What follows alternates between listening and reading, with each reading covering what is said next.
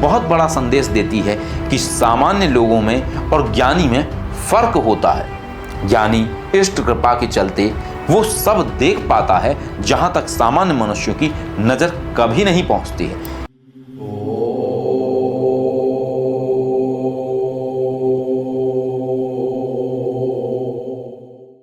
आदेश। जय श्री महाकाल। बहुत समय पहले की बात है। सूरजगढ़ में एक राजा राज्य करता था।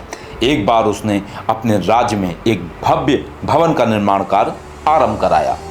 वह भवन इतना भव्य निर्माण हुआ था कि इसके निर्माण में ही कई वर्ष लग गए थे।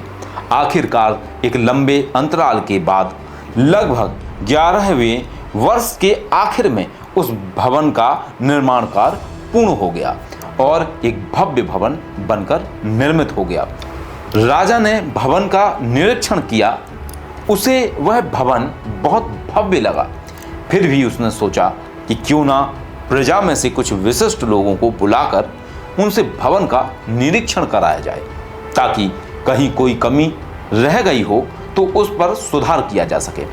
इससे यह भवन उसके राज्य की सबसे भव्यतम इमारत के रूप में जाना जाए, ऐसी राजा की इच्छा थी। यह निर्णय करके उसने अपने सेनापति को बुलाया और उसे आदेश दिया कि राज्य के सभी विशिष्ट लोगों को एक सुनिश्चित दिन में बुलाकर भवन का निरीक्षण कार्य पूर्ण किया जाए। लोग डर के चलते नहीं, बल्कि वास्तव में स्वयं की बुद्धि विवेक से कमियों का निरीक्षण कर उसका समाधान प्रदान करें। उसके लिए राजा ने सेनापति से विजेता को धन व सम्मान से पुरस्कृत करने की बात कही।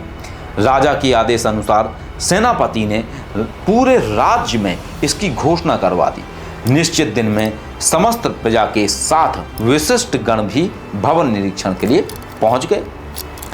सभी ने एक एक करके अंदर बाहर से अपने अपने तरीके से भवन का निरीक्षण किया और अपना विश्लेषण सेनापति के पास जमा करवा दिया।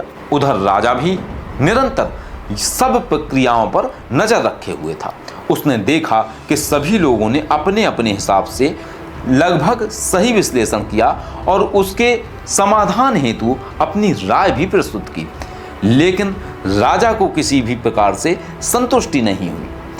अतः राजा ये सोचने लगा कि कुछ और भी कमियां हैं क्या इसमें। अंत में एक फकीर की बारी आई।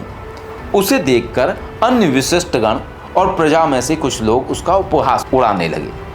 उनमें से एक विश्लेषक बोला कि यह फकीर इतने भव्य भवन का भला क्या विश्लेषण करेगा। ये सुनते ही लोग उस पर जोर जोर से हंसने लगे, परंतु फकीर शांत था। उसने उस पर कोई प्रतिक्रिया नहीं दी।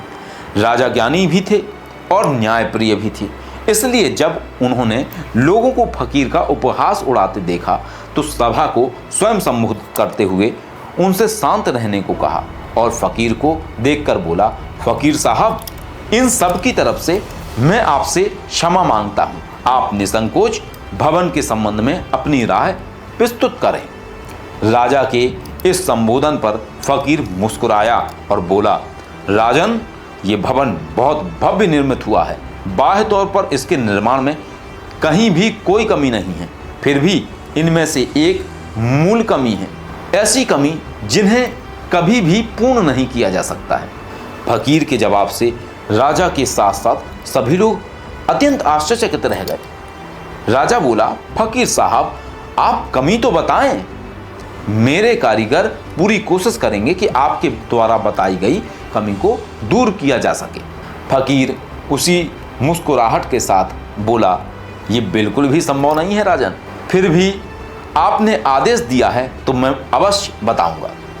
इस भवन की मूल कमी यह है कि एक दिन ना तो यह भवन रहेगा और ना ही भवन बनाने वाला, और यही वो कमी है जिसे ना तो आप दूर कर सकते हैं और ना ही आपके कारीगर।